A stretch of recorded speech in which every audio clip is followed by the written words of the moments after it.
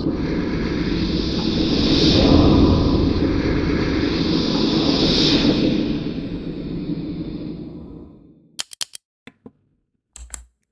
forget to subscribe to True Talk Lounge.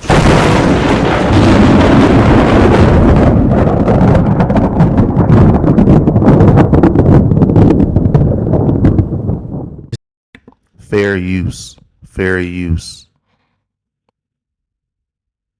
Fair use.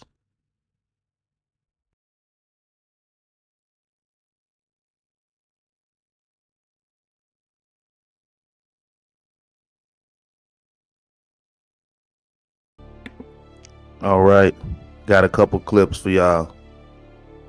What I got circled are the bloodlines, and of course there's more bloodlines. But for the most part, you should know these people and their kids, and maybe even their fathers, of course the mothers. But the point is to pay attention to the clips. Everything is planned out, y'all. They've been knowing who they were going to bomb. They've been knowing who they were going to war with. They've been knowing what land they were going to take over, y'all. This isn't new. This isn't new.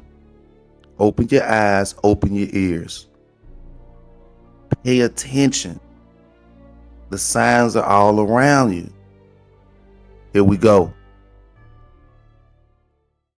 Of 1991, as the Soviet Union was collapsing and the Cold War coming to an end, George H.W. Bush publicly announced a new campaign of American dominance, which he called the New World Order. This is an historic moment. We have in this past year made great progress in ending the long era of conflict and Cold War. We have before us the opportunity to forge for ourselves and for future generations a new world order, a world where the rule of law, not the law of the jungle, governs the conduct of nations. When we are successful, and we will be, we have a real chance at this new world order, an order in which a credible United Nations can use its peacekeeping role to fulfill the promise and vision of the UN's founders. Vladimir Putin told Oliver Stone that in the year 2000, he asked President Clinton if Russia could join NATO, which he said made the American delegation very nervous. They were not interested in world peace. They had different plans. In 1997, the Project for the New American Century was founded by William Kristol and Victoria Nuland's husband, Robert Kagan. In September of 2000, they published their agenda entitled Rebuilding America's Defenses, which outlined an ambitious and aggressive plan to achieve world dominance, starting in the Middle East and ending with Russia.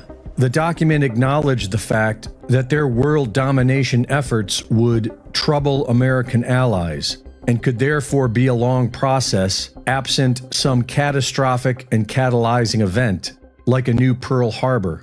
A year after publishing this, 2,000 people were in the World Trade Center and blamed on a small group created by the CIA.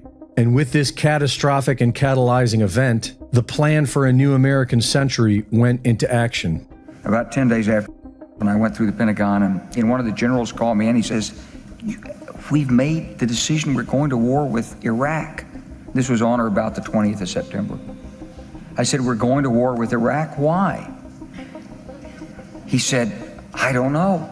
So I came back to see him a few weeks later, and by that time we were bombing in Afghanistan. I said, "Are we still going to war with Iraq?" And he said, "Oh, it's worse than that." He said, "I just got this down from upstairs," meaning the Secretary of Defense's office today, and he said, "This is a memo that describes how we're going to take out 7 countries in 5 years, starting with Iraq and then Syria, Lebanon, Libya, Somalia, Sudan, and finishing off Iran."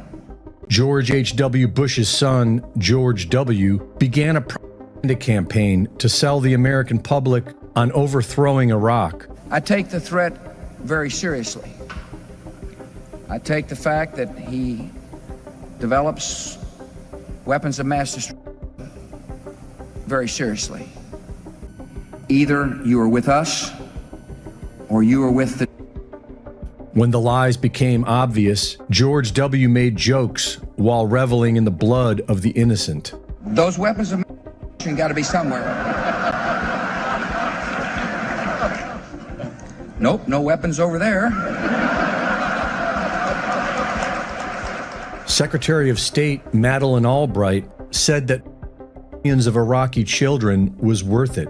We have heard that 500,000 children have died. I mean, that's more children than died in Hiroshima. And you know, is the price worth it? I think this is a very hard choice, but we think the price is worth it. The power-hungry cabal, made up of close-knit families who practice multi-generational child and mass mind control, began overthrowing sovereign nations. Innocent civilians became the new norm for U.S. foreign policy. But their plan for global domination was failing, and starting in 2020 with the scam, they began targeting U.S. citizens. They have become desperate, and they are going for broke. Innocent Palestinians to spark a war with Iran, and sacrificing the people of Ukraine to hopelessly take on Russia.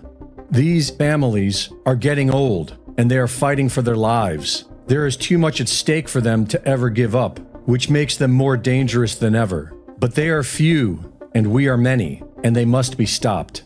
We do not warn of false to try to predict horrible events. We warn of false to try and prevent them.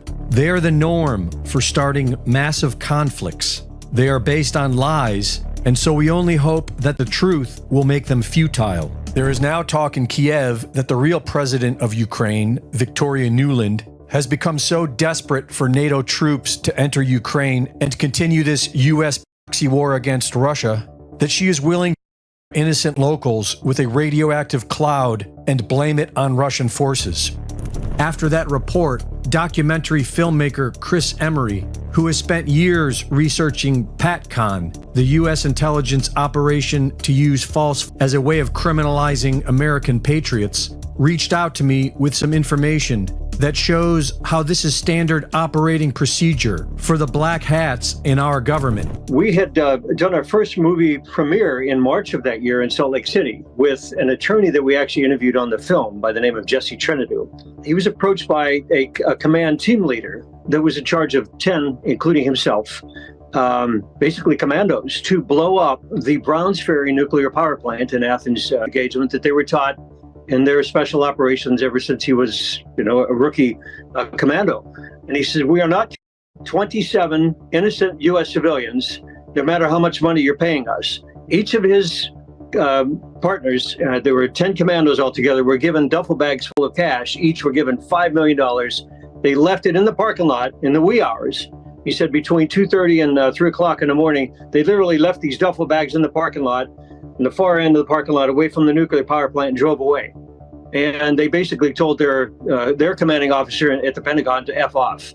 We are dealing with people that are of the occult, are in a dark corner of the universe that we can't even imagine. And Nuland is in that pack with Merrick Garland and several others, without a doubt. She needs to be brought up on treason and indicted, put on trial, and thrown in prison, and the key tossed away. We also spoke on the subject of what looks to be the beginning of a false being set up on the southern border, with World Economic Forum puppet Greg Abbott now calling for a civil war. What in the world? Why did it take him almost 2.5 years to gear up? I think it's disingenuous what he's doing. There's poor ranchers and the private citizens within 50, 60 miles of the border have gotten their land, their homes robbed, their ranches decimated, trash, human waste, windows broken into, property damage. He could have put the thumb screw on that a long time ago. Why he chose to do so now is beyond me. They're much more keen. They have the operative radar, on high alert now, and they'll be able to hopefully weed out a lot of these operatives that, whether they know it or not, are being paid by the feds to be the fly in the ointment and get a lot more people in trouble. It's just going to be a reincarnation of J6 all over again. Expert on false and the southern border crisis, Michael Yawn, is also warning people not to fall for the trap.